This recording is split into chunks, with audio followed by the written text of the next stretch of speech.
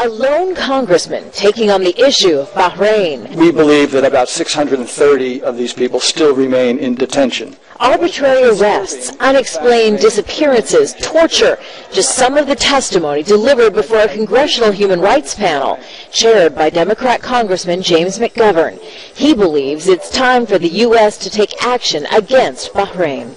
Bahrain is indeed a friend, but it does not deserve a pass on human rights issues.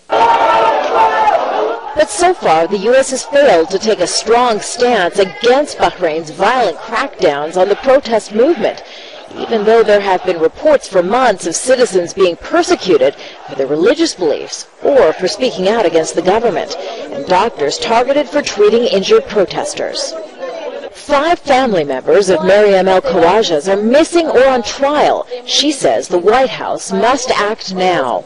If they don't start doing things publicly, then the Bahraini people are going to be very justified in their belief that the U.S. is actually directly complicit in what's happening in Bahrain.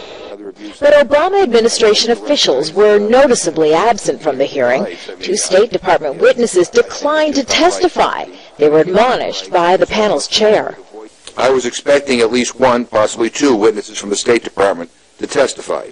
Regrettably, over the past 72 hours, we were informed that no one in any of the bureaus is available today. I regret that the State Department is unable to appear.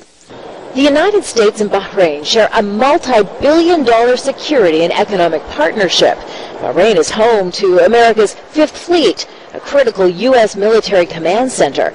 The 2 countries also trade more than $1.5 billion in goods each year.